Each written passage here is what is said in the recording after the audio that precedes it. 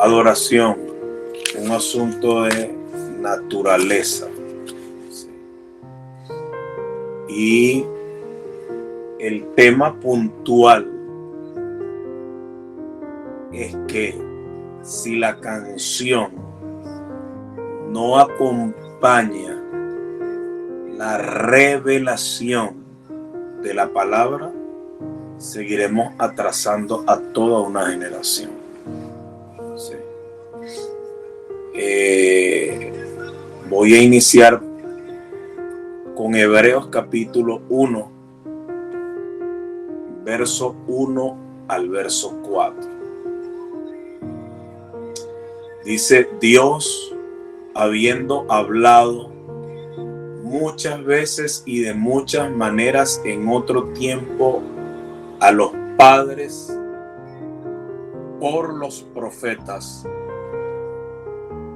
en estos postreros días nos ha hablado por el Hijo, a quien constituyó heredero de todo y por quien asimismo hizo el universo, el cual, siendo el resplandor de su gloria y la imagen misma de su sustancia, y quien sustenta todas las cosas con la palabra de su poder, habiendo efectuado, ¿sí?, la purificación de nuestros pecados por medio de sí mismo, se sentó a la diestra de la majestad en las alturas, hecho tanto superior a los ángeles, cuanto heredó más excelente nombre que ellos. Juan capítulo 4, verso 21 al 24. Jesús le dijo: mujer, créeme que la hora viene cuando ni en este monte ni en Jerusalén adoraréis al Padre. Vosotros adoráis lo que no sabéis. Nosotros adoramos lo que sabemos, porque la salvación viene de los judíos. Mas la hora viene y ahora es cuando los verdaderos adoradores adorarán al Padre en espíritu y en verdad, porque también el Padre tales adoradores busca que le adoren. Dios es espíritu, y los que le adoran en espíritu y en verdad es necesario que le adoren. Romanos capítulo 12, verso 1. Así que, hermanos, os ruego por las misericordias de Dios que presentéis vuestros cuerpos en sacrificio vivo, santo, agradable a Dios, que es vuestro culto racional. Y por ahora termino con Hebreos capítulo 9, verso 9 al 15, lo cual dice es símbolo para el tiempo presente, según el cual se presentan ofrendas y sacrificios que no pueden hacer perfecto en cuanto a la conciencia al que practique ese culto, ya que consiste solo de comidas y bebidas y de diversas abluciones y ordenanzas acerca de la carne, impuestas hasta el tiempo de la reforma de las cosas. Pero estando ya presente Cristo, sumo sacerdote de los bienes venideros, por el más amplio y más perfecto tabernáculo, no hecho de manos, es decir, no de esta creación, y no por sangre de machos cabríos ni de becerros, sino por su propia sangre, entró una vez y para siempre en el lugar santísimo, habiendo obtenido eterna redención. Porque si la sangre de los toros y de los machos cabríos y la ceniza de la becerra rociada a los inmundos santifica para la purificación de la carne, cuanto más la sangre de Cristo, el cual mediante el Espíritu eterno se ofreció a sí mismo sin mancha a Dios, limpiará vuestras conciencias de obras muertas para que sirváis al Dios vivo. Así que por eso es mediador de un nuevo pacto para que, interviniendo muerte para la remisión de las transgresiones que había bajo el primer pacto, los llamados reciban la promesa de la herencia eterna. ¿Sí?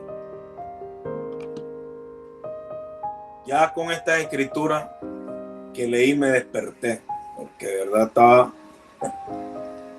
estaba un poco agotado.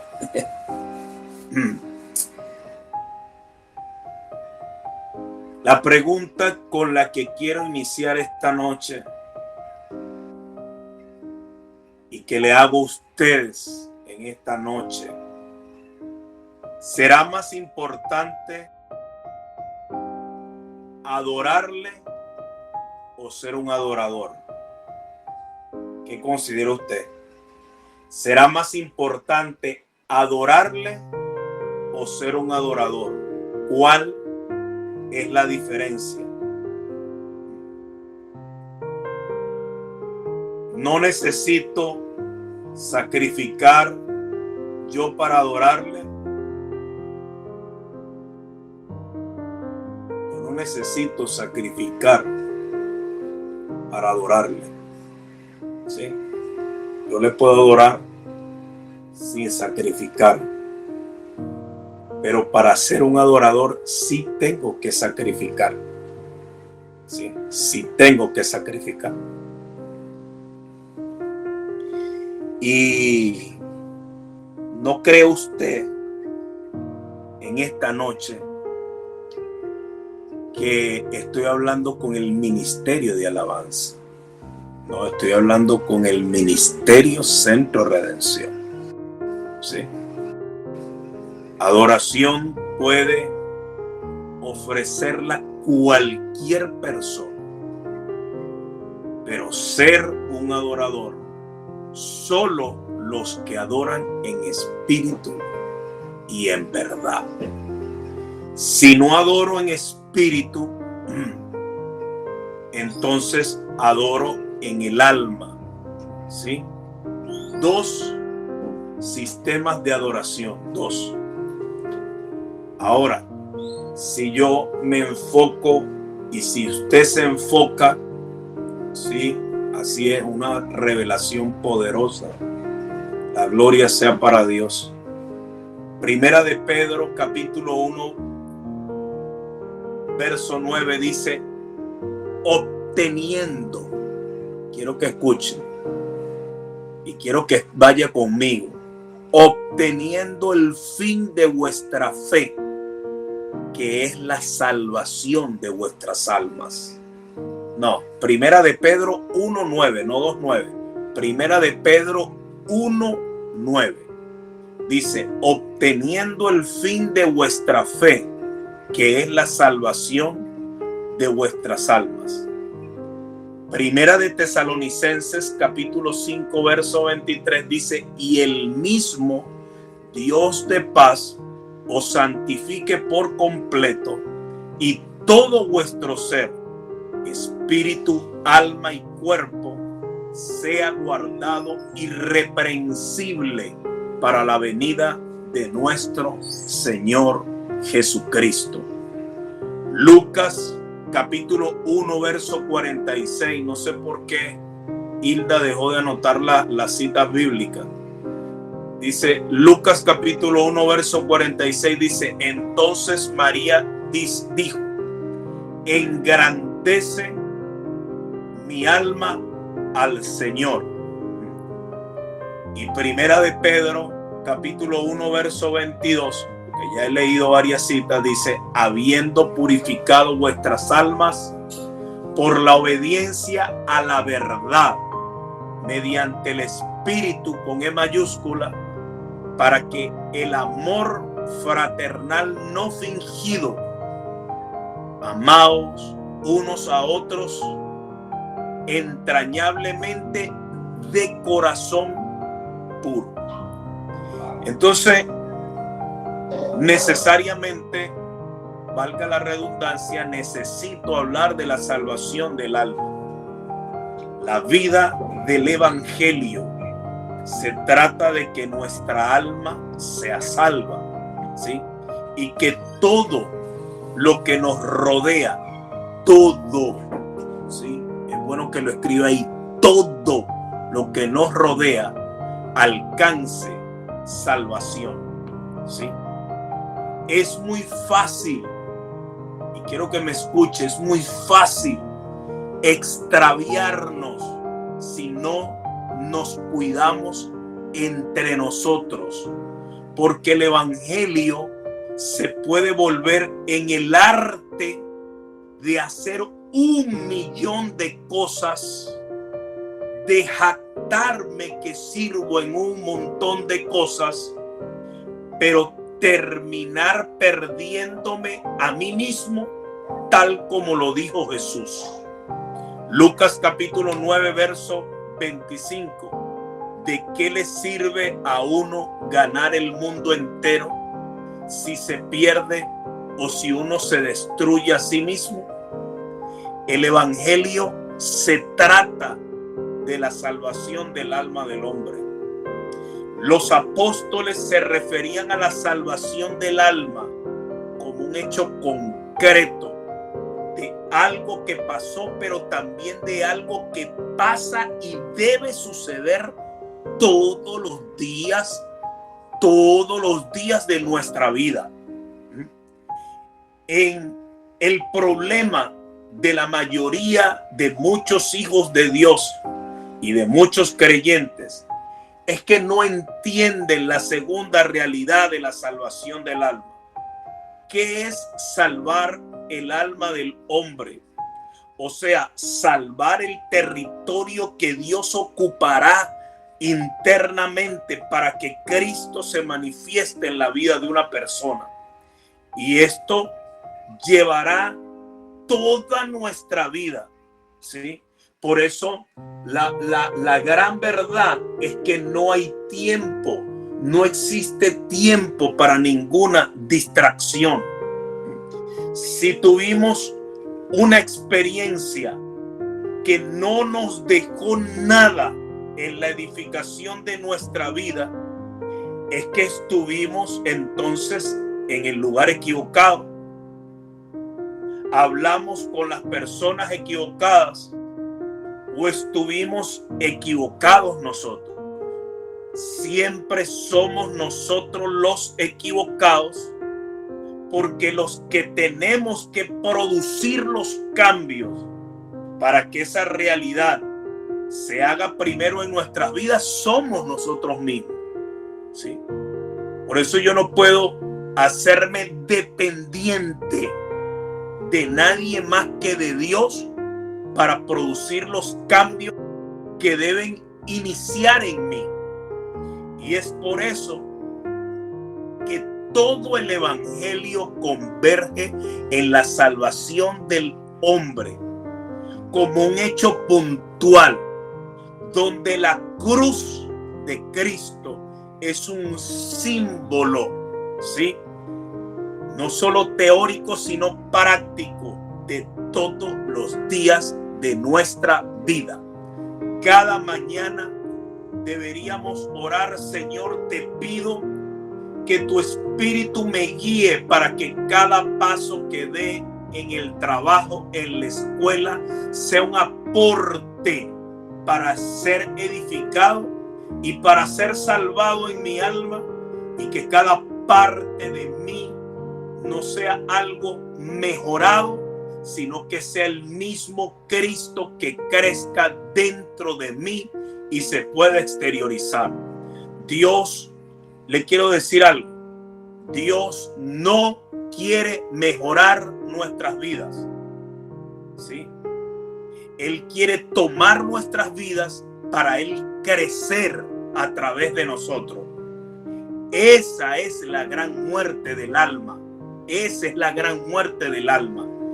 Que ya no viva yo, como dijo el apóstol Pablo en Gálatas, que ya no viva yo, mas Cristo vive en mí, y que lo que viva ahora en la carne lo viva en la fe del Hijo de Dios, que fue el que me amó, me salvó y entregó su vida a sí mismo por mí. Si estamos todavía pensando que el evangelio es una mejor versión de nosotros, entonces nos han predicado mal. Estamos en el negocio equivocado. El evangelio no se trata de cómo crecemos económicamente o familiarmente solamente. No, el evangelio se trata como primer punto que Cristo debe crecer en nosotros y por lo tanto debemos dejar de ser niños. Y ese crecimiento trae todas las demás añadiduras en la familia, en las finanzas, en las labores, con los hijos, en el hogar. ¿Sí? Esa es la médula de la reforma y de la verdadera transformación. ¿Ah? Si queremos ser personas transformadas, debemos consumir este concepto, y si queremos operar como transformadores, tenemos que sumarle aún más conceptos espirituales. Pero para sumar y aceptar esta revelación, ¿sí?, debo hacerme tan responsable que ya no puedo señalar, ¿sí?, como persona responsable de mi vida al pastor, al padre espiritual, a la pastora o a la madre espiritual, sino que soy 100% responsable de mi avance. Y es la clave identificar todos los días en qué etapa de nuestra vida espiritual estamos. Si somos, sí o no, en qué etapa espiritual estamos de nuestra vida. Si somos bebés, si aún somos niños, si aún somos adolescentes o maduros, porque eso va a determinar con qué espíritu no solamente voy a vivir, sino con qué espíritu voy a servir, con qué espíritu voy a adorar y con qué espíritu voy a permanecer. Todas las etapas son maravillosas.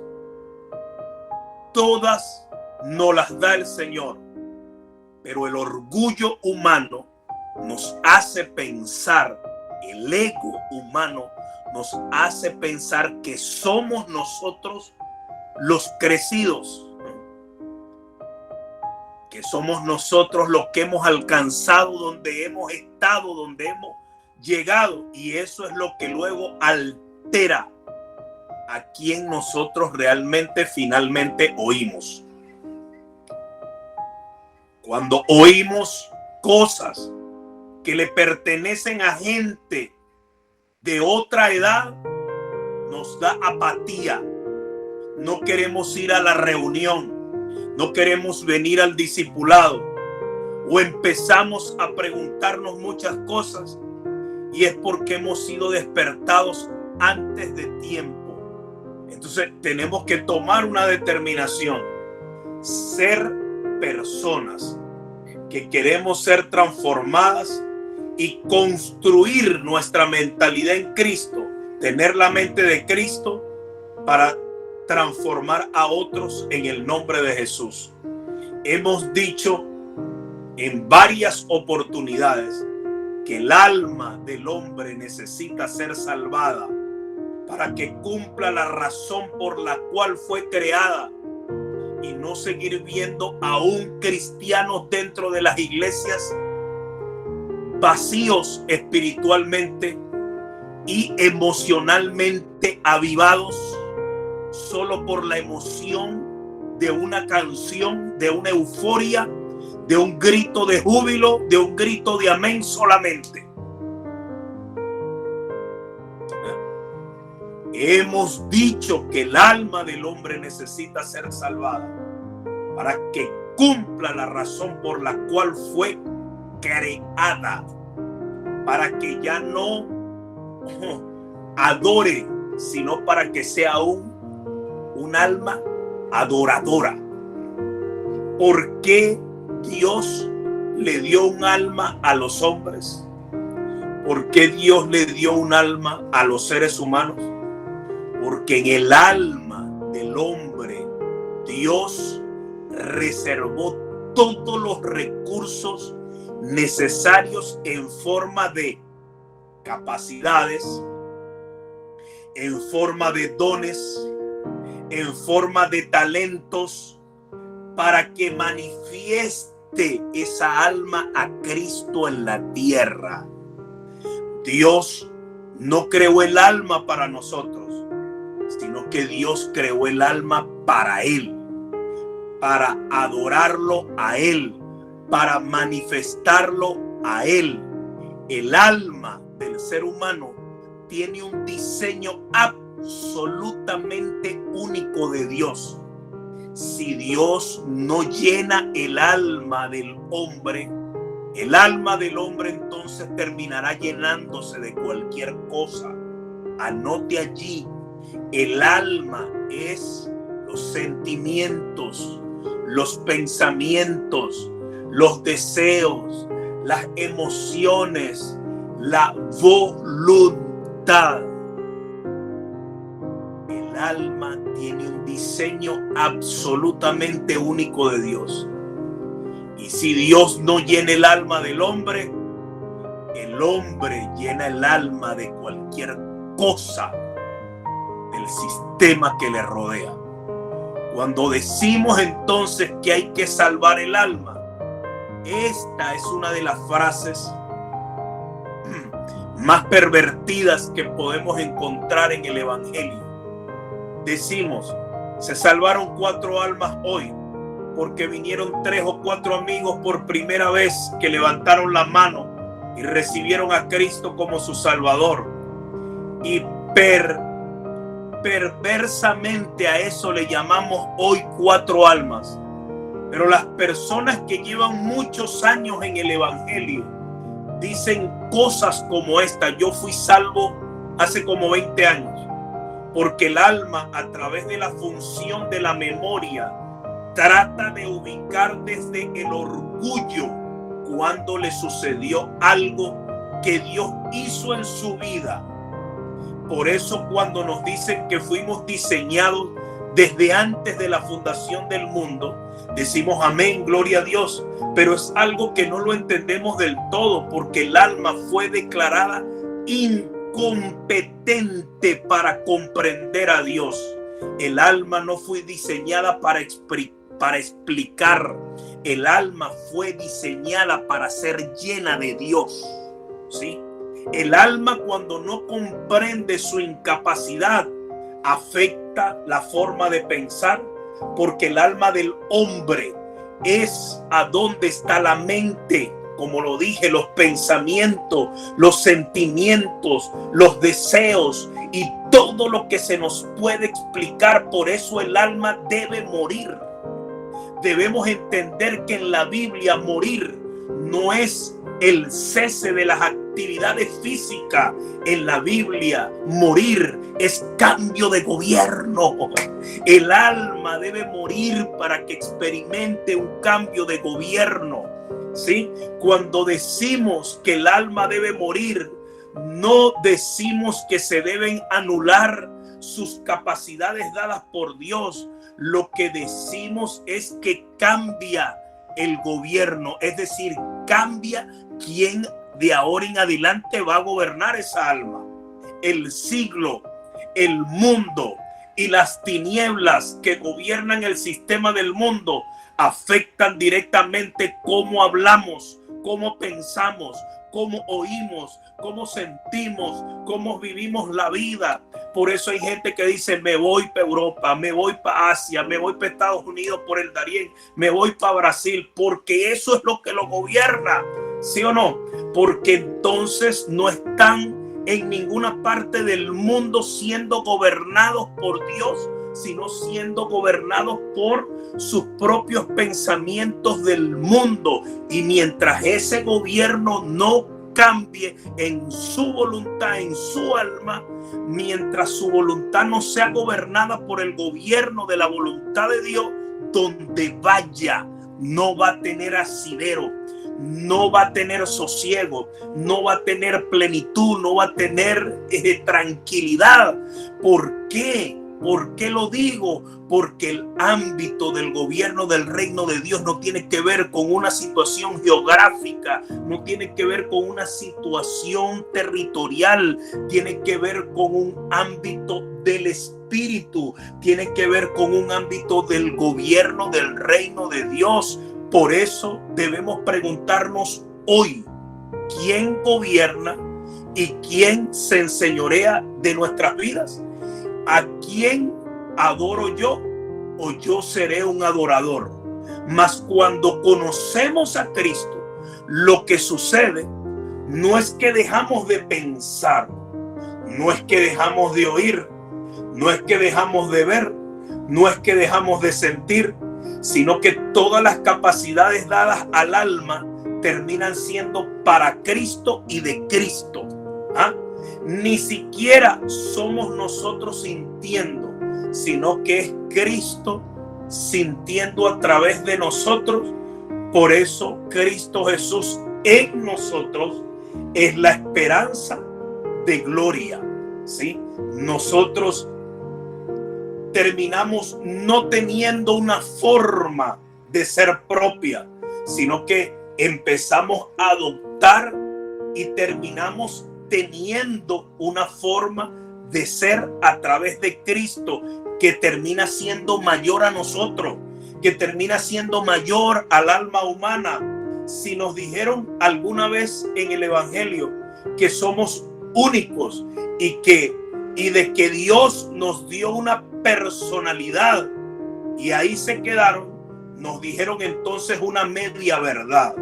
Nosotros tenemos un alma que es una porción misma de Cristo en la tierra. Nosotros solos no servimos, ¿sí? Aunque vayamos a una iglesia evangélica. Gracias a Dios que el Centro de Redención no es iglesia evangélica. Pero si fuera el caso, no servimos aunque vayamos a una iglesia evangélica, porque nuestra alma está diseñada para convivir, no solo, sino con otras almas que forman un único ser llamado el cuerpo de Cristo en la tierra. Por eso cuando usted se pelea con su hermano, cuando usted discute, cuando usted todavía anda con esas bobadas y esas niñerías, ¿sí? Usted no tiene ni paz dentro ni fuera del cuerpo. Y esto se nos debe revelar.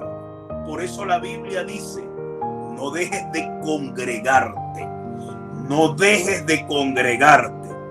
Y yo le añadiría esto: no dejes de congregarte si eres Centro Redención, porque personalmente nos congregamos una sola vez a la semana. No pongas excusa de dejar de asistir los domingos.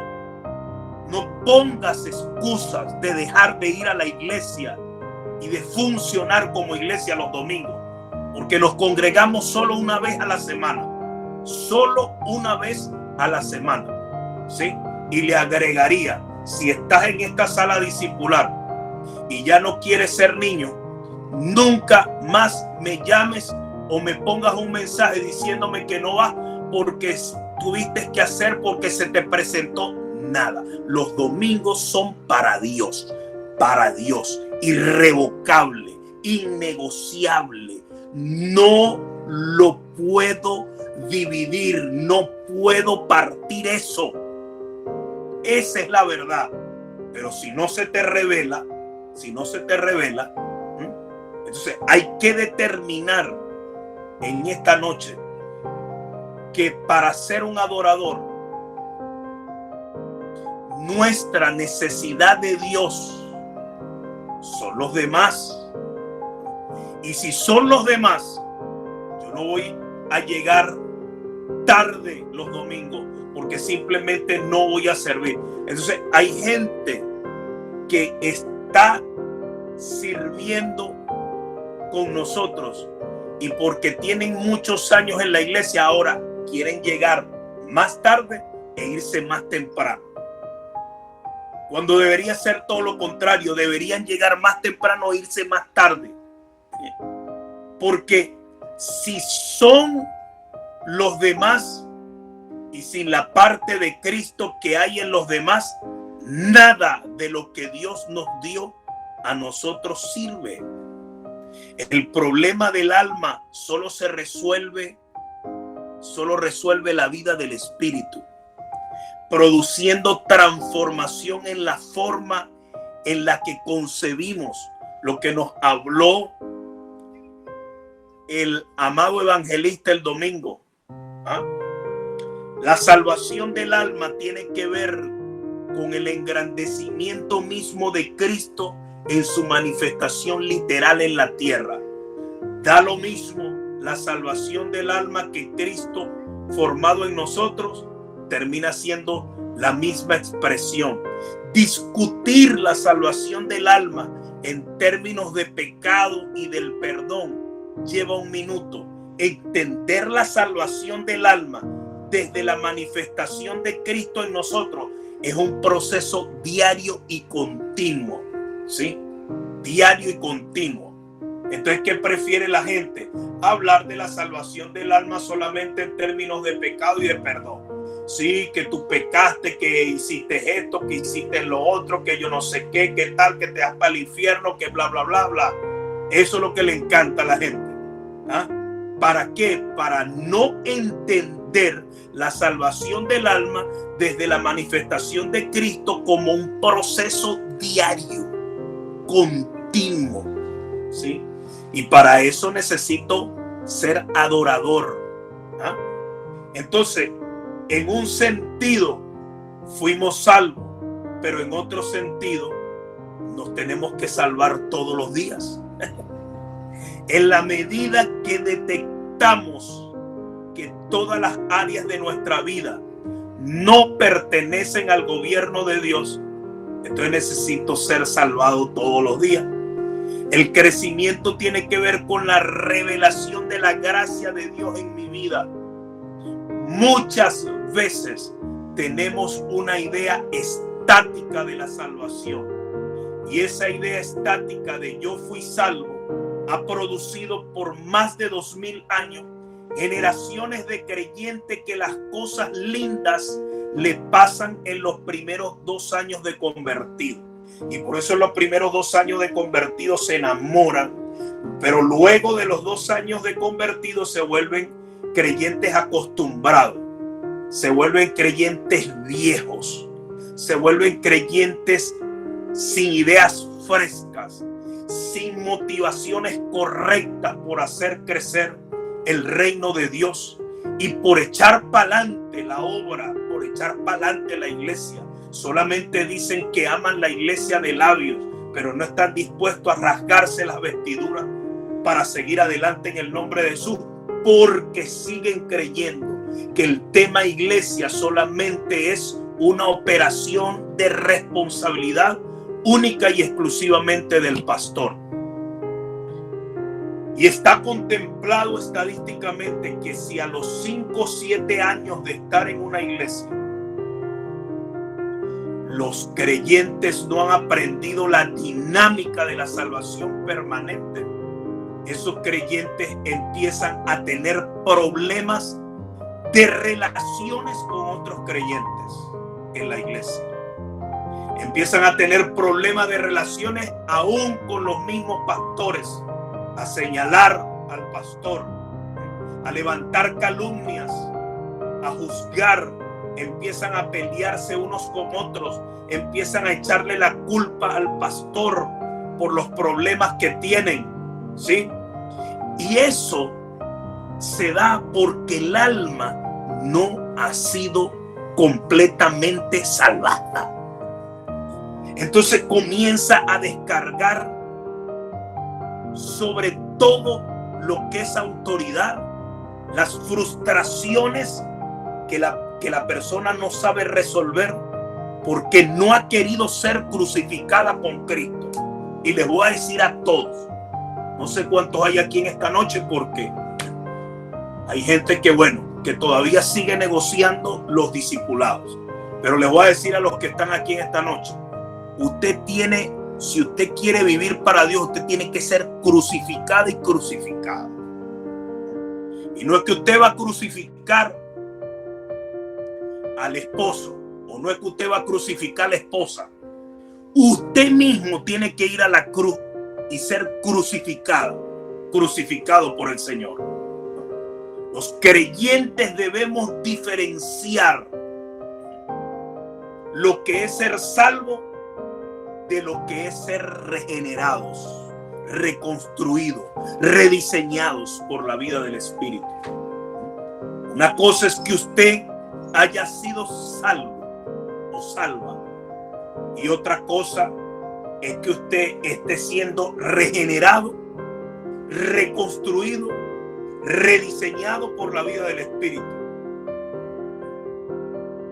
Porque el ser regenerado, el ser reconstruido y el ser rediseñado por la vida del Espíritu es una tarea que va a demandar las 24 horas del día, los 7 días de la semana.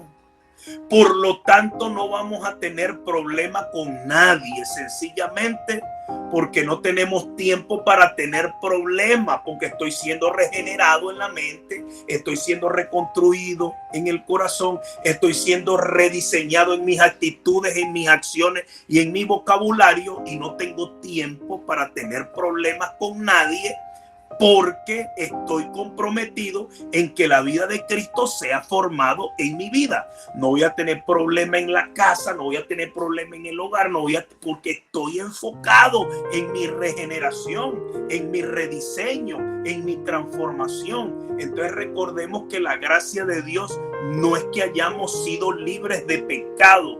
Eso es un aspecto muy básico. La gracia de Dios tampoco es que Dios nos ama tal como somos. Esa no es la gracia. Antiguamente algunos predicadores predicaban sobre la gracia y daban un ejemplo y decían: haga de cuenta que su hijo está cruzando la calle y se le escapó de las manos, y justo venía un autobús y usted no llega. Entonces viene alguien, agarra a su hijo, lo tira al otro lado de la vereda, y el bus mata al que salvó a su hijo. Entonces nosotros, emocionados, aplaudíamos, ¿sí o no? Y el predicador se subía de tono a un clima emocional, a donde ya todos estábamos llorando y diciendo: pobre tipo que murió por mi hijo. Entonces el predicador decía: Cristo murió por ti en la cruz y te salvó. Y para ahí estábamos entonces todos llorando, porque es una forma de que nuestras emociones se aviven. Pero eso no es verdad.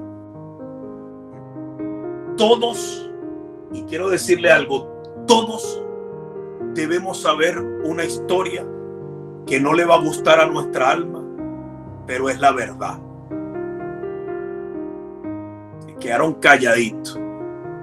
Todos debemos saber una historia que no le va a gustar a nuestra alma, pero es la verdad. Y la verdad es que tu hijo cruzaba, el Señor lo agarró, el bus pasó por arriba de los dos, los mató a los dos, pero el que lo agarró se empezó a levantar e invitó al que había muerto si quería resucitar con él. Esa es la verdad.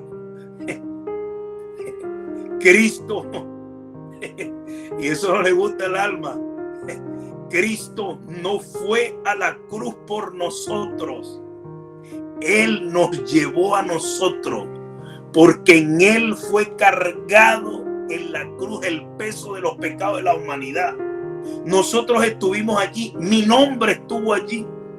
El tema es que ahora debemos entender que no solamente estuvimos en la cruz, sino que hemos resucitado con Él. El alma no se salva porque alguien murió por nosotros. El alma se salva al responder a la resurrección de Cristo en nosotros. Por muchos años creímos ese viejo mensaje de la gracia, y por eso tenemos gente que va a la iglesia, pero sus vidas no reflejan salvación. Y es una triste historia que no va a funcionar en nuestras vidas, a menos que digamos: Señor, no solo queremos vernos salvos, yo no me quiero ver solamente salvo, Señor, yo quiero verme resucitado contigo, Señor. ¿Cómo se ve el alma que no comprende el tamaño de la salvación de Dios? Para ver esto, debemos utilizar dichos que han formado estructuras pensantes en nosotros. Y Jesús habló de la vida durante todo el evangelio del reino. En Mateo capítulo 16, verso 25 dice: porque todo el que quiera salvar su vida la perderá, y todo aquel que pierda su vida por causa de mí la hallará. ¿Sí? Ojalá este discipulado esté siendo grabado. Cuando usted ve Mateo 16, 25, está hablando Jesús de cómo llevar al alma a que se convierta en la plena vida de Dios y nosotros podamos morir a la vida que nosotros creemos que debe ser. La pregunta, amados, en esta noche es: ¿cuál es el problema de nuestra vida? Ojalá alguien pudiera responder. ¿Cuál es el problema de nuestra vida?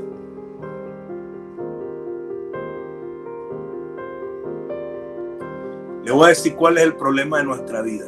El problema de nuestra vida es que nosotros ya sentenciamos nuestra vida para algo para lo cual Dios no la creó. Por el Espíritu, ¿dónde nos vemos de acá a 20 años? ¿Dónde te ves tú de acá a 20 años por el Espíritu? Podemos decir: ¿tenemos fe en Cristo Jesús? No, no es así. Dios no maneja agendas así. Él no va a entrar en detalles en nuestra vida, pero Dios siempre te quiere dar una proyección. Por eso la palabra esperanza en el Nuevo Testamento no es igual que la del Antiguo Testamento. En el Nuevo Testamento la palabra esperanza no es algo que esperamos en el tiempo, sino que la palabra esperanza debe ser traducida como expectativa creada por Dios. La expectativa es algo que viene del Espíritu y nos muestra. No vemos todos los detalles, pero sabemos que hemos tenido una imagen de Dios, y a eso se le llama fe. No es lo mismo la fe de Abraham que la fe de los hijos de Dios. La fe de Abraham era una fe basada en algo puntual que él había visto. Después de la cruz, la fe no es la de Abraham.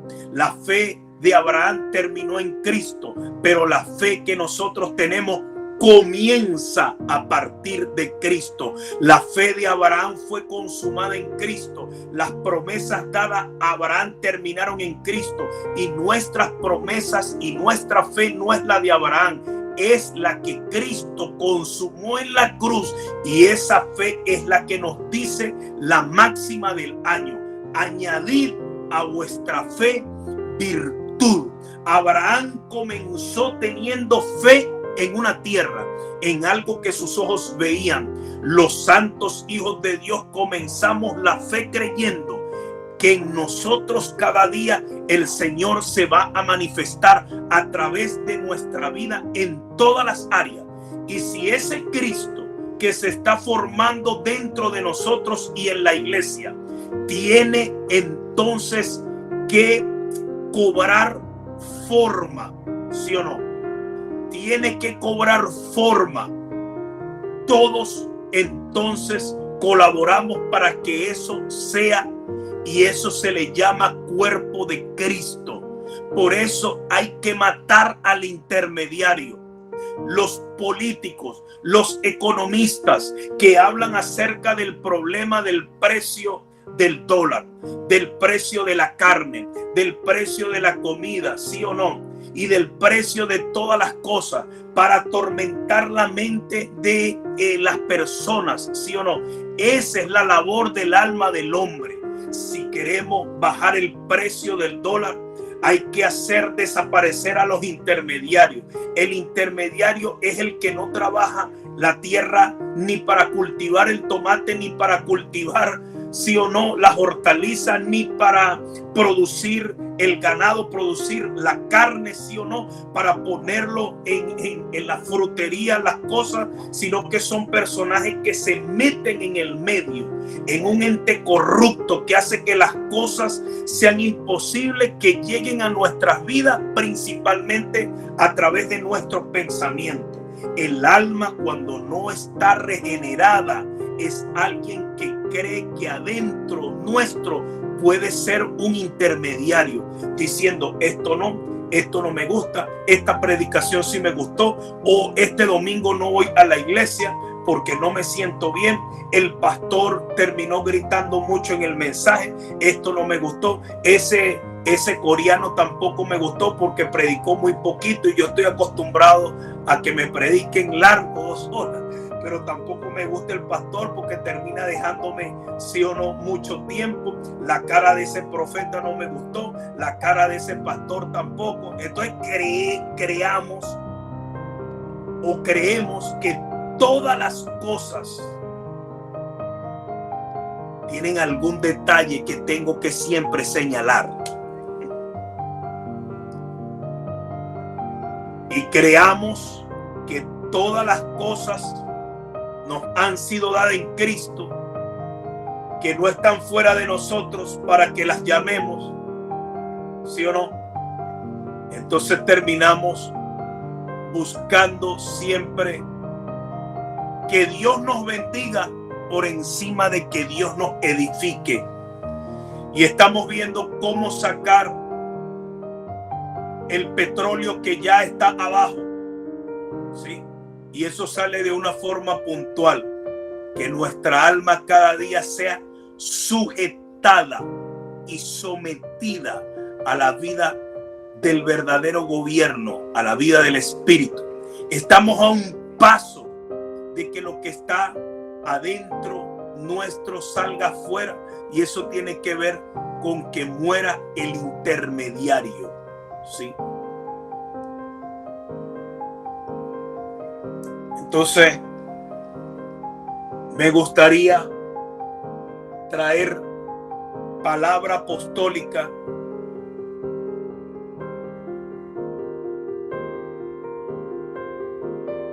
para diferentes hijos de diferentes edades dentro del cuerpo.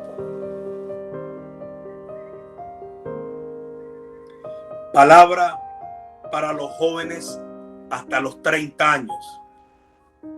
La Biblia dice, bueno le es al hombre llevar el yugo desde su juventud. ¿Sí? Yugo no es ir a culto.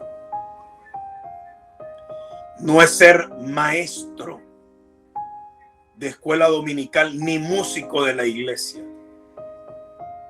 ¿Sabe cuál es el yugo? Enyuntar el alma violenta que, aunque ha sido regenerada, aún quiere seguir los caprichos y los rudimentos del mundo. Los hijos deben volverse colaboradores de sus padres. Los hijos deben volverse colaboradores de sus padres en la obra a la cual el Señor los llamó. Pero no deben buscar, ¿sí?, un modelo más allá que el de Cristo. Porque hay una generación que se perdió, ¿sí?, Hablamos de los padres como todos los que tienen 60, 65, 70 años. Y si fueron evangélicos, imagínense. ¿Ah?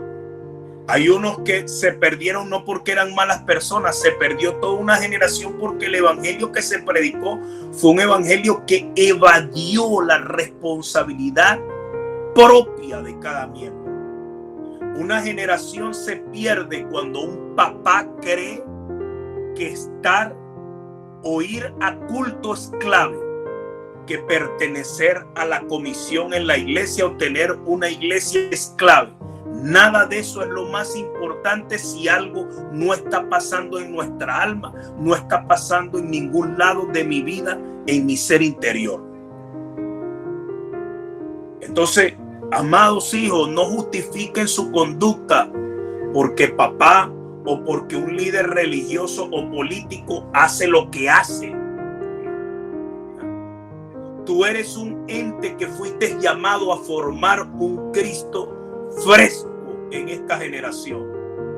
Los que están entre los 30 y los 40 años, esa es la época de la fortaleza, a donde toda la sabiduría, a donde tú ya no puedes tener una frase, tú ya tienes que tener una construcción definida para tu vida.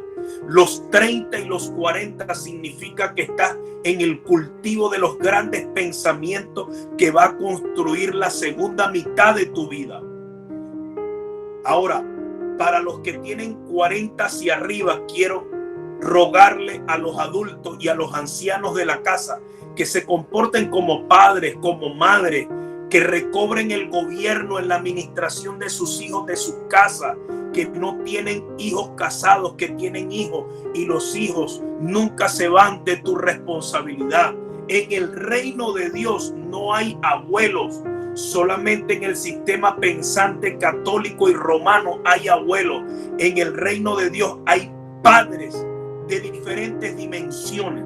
Cuando un hijo se casa y vienen los hijos de tus hijos, lo que viene sobre tu vida es una unción para una mayor paternidad, para una paternidad más sabia, para una paternidad más responsable, para una paternidad más madura. Los abuelos renuncian a la vida, ¿sí o no? Muchas veces los abuelos tienen que renunciar a la vida de abuelos para convertirse en un hombre y una mujer que conduzcan a los nietos en sabiduría, desde la intimidad, declarar palabras sobre ellos, que la conducta de los padres que han sido ahora trasladados a padres mayores, dicen sí o no, de los abuelos. ¿Para qué? Para que los abuelos terminen comportándose como grandes padres, con responsabilidades de sabiduría, sí, de sabiduría no solo de palabras, sino conductual, sí o no, para que puedan ser puestos en un lugar de mayor dignidad para administrar la vida de esos nietos.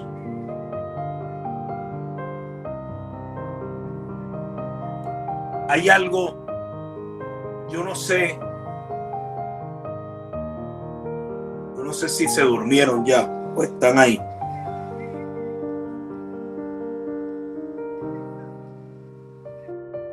Pero usted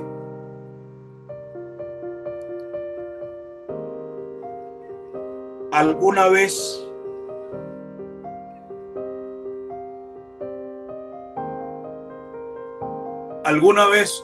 usted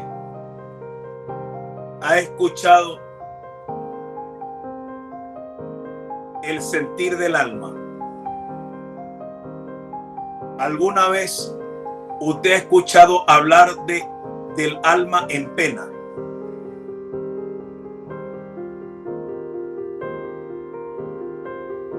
El alma en pena es un alma que se resiste a ser gobernada por la vida del espíritu.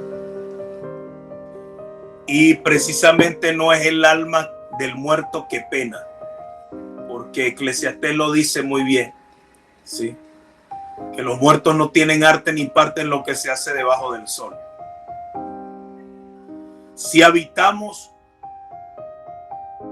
un alma que de lo bien que estamos en la vida, se nos viene así como una pena profunda y empezamos con recuerdos de cosas que empiezan a ser un mundo, esa alma necesita la vida del Espíritu.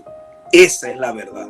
Esa alma necesita la vida del Espíritu.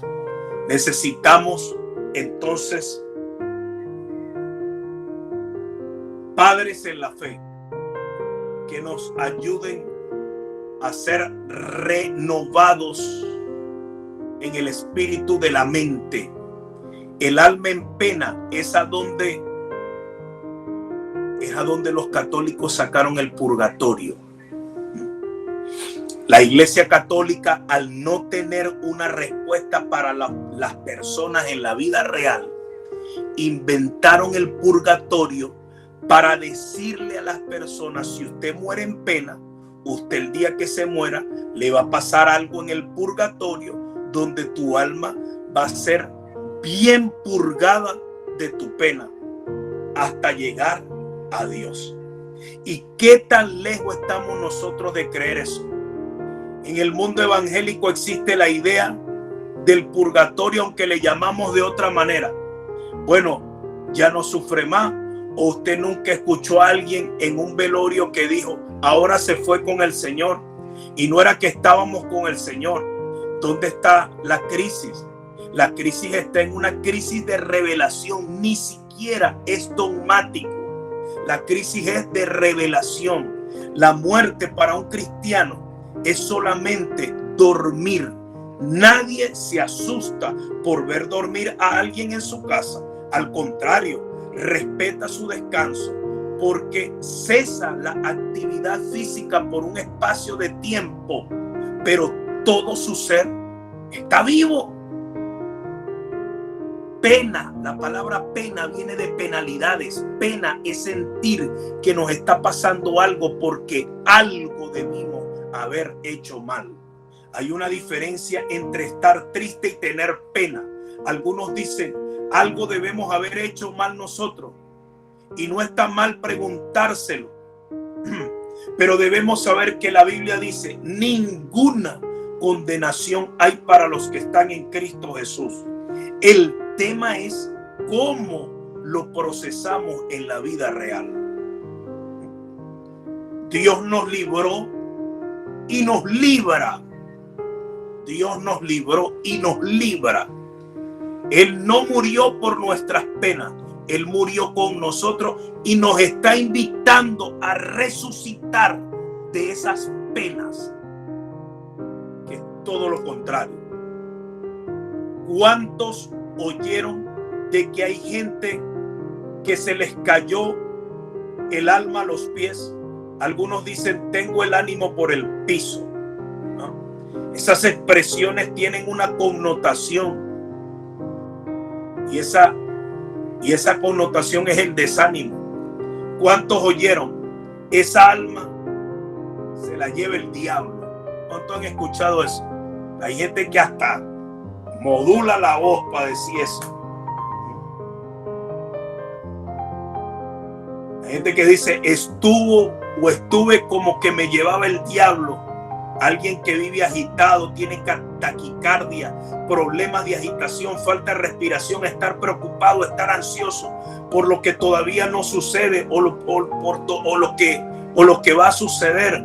¿Sí? Tienen ansiedad por el futuro. Si con todos esos síntomas yo digo que estoy salvo, estoy en un problema, porque la idea no es que si me muero me vaya al cielo, es que si muero y vivo, tengo la oportunidad o tenga la oportunidad en mis días de que algo de Cristo se debe manifestar en mi vida.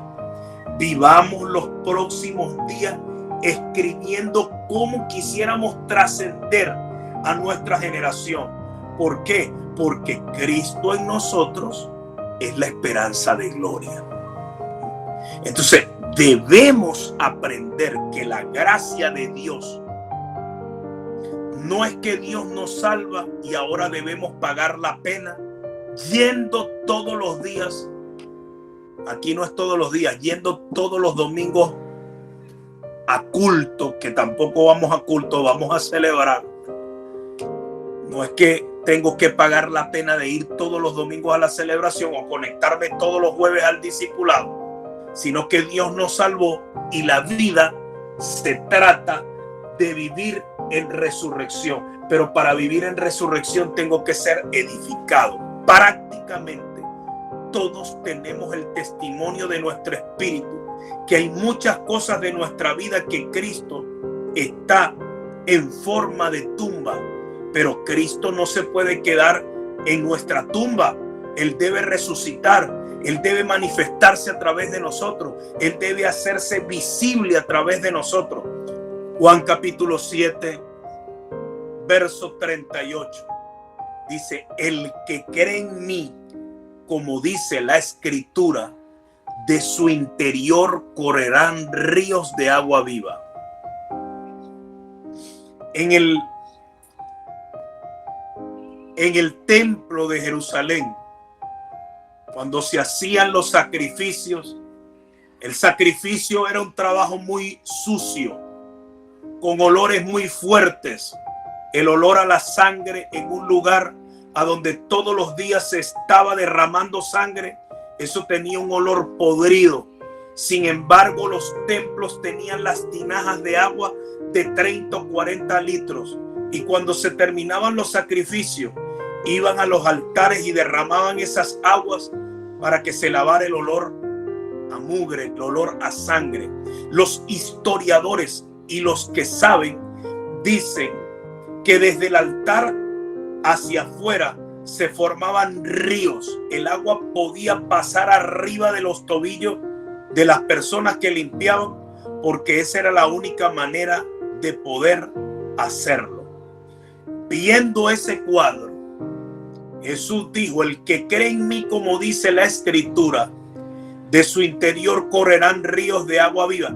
Es un agua que viene para limpiar absolutamente los caprichos de un alma viciada por un alma regenerada, que va a dar a luz la nueva vida que es en Cristo Jesús.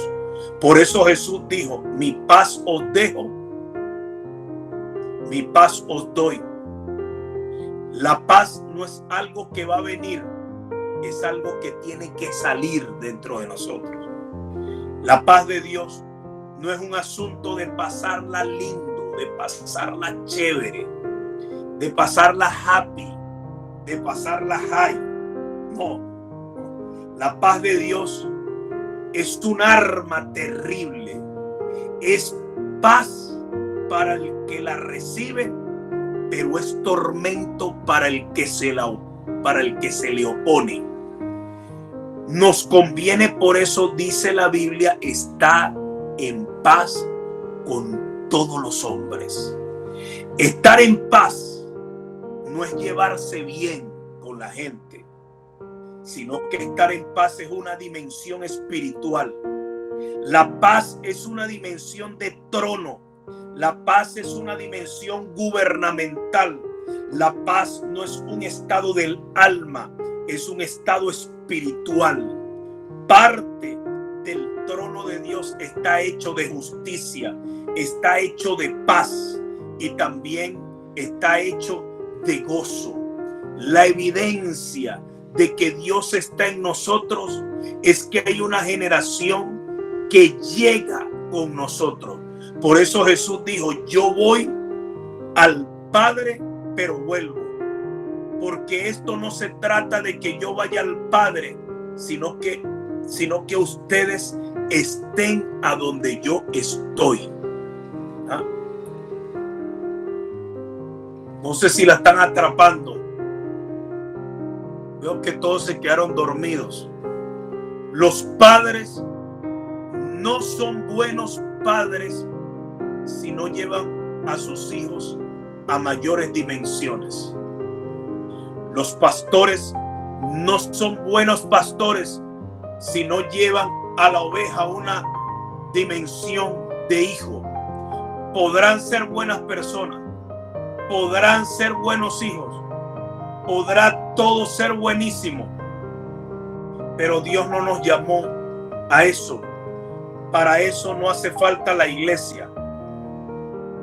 Los empresarios no son buenos empresarios si no terminan llevando a sus empleados y a su gente a una mayor dimensión de vida. Debemos llegar como cuerpo. Debemos llegar como cuerpo. Si no, todo esto es terminaría siendo una burla para el mundo. Pero hemos de ver la gloria de Dios en medio de todos nosotros. Y eso es lo que va a traer un gran juicio sobre la nación.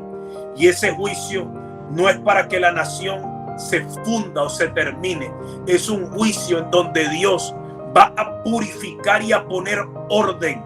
Lo que venimos gritando y orando desde hace un tiempo. Habrá un estado de justicia y pese a los hombres inútiles que nos gobiernan, Dios, por amor a sus hijos, por amor a la iglesia, va a traer paz, va a traer bonanza, va a traer abundancia, y la gente se tendrá que preguntar: ¿cómo sobrevivieron ustedes en medio de toda esta hecatombe? ¿Cómo sobrevivieron ustedes en medio de todas estas crisis? Y nosotros diremos: no es por nuestras fuerzas, sino por Cristo Jesús, que es una obra consumada en cada uno de nosotros, en el nombre de Jesucristo.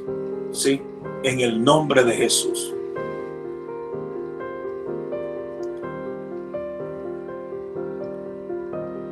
No he terminado y creo que no voy a terminar. Creo que lo voy a dejar hasta acá y voy a proseguir y a continuar el próximo jueves. No sé si te ha sido de edificación en esta noche. Es una enseñanza supremamente importante, ¿sí? Y necesito tiempo para terminar de abordarla. Entonces apenas me quedan 35 minutos y no lo voy a poder terminar. Entonces prefiero dejarla hasta acá y continuarla el próximo jueves. Y bueno, quisiera que si usted tiene alguna inquietud, alguna pregunta, algo que compartir o testificar, usted lo puede hacer por el grupo de la iglesia, ¿sí? Y bueno, considerar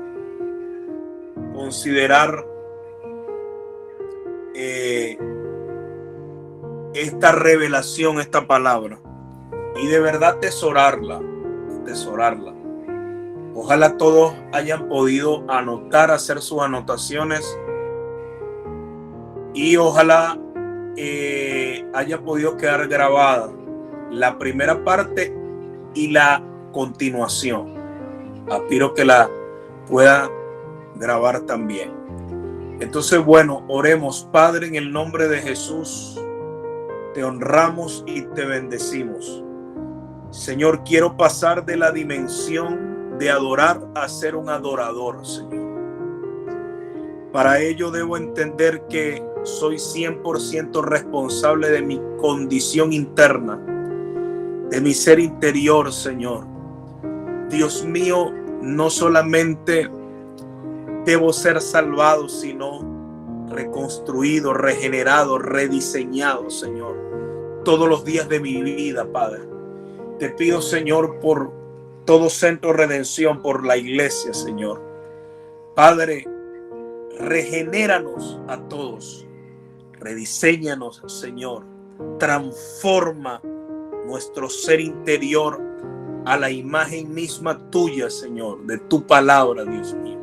En en el nombre que es sobre todo nombre, en el nombre de Jesucristo. Señor, te pido en esta noche que tu paz que sobrepasa todo entendimiento guarde nuestros corazones y nuestros pensamientos, y a raíz de ella podamos ser transformados.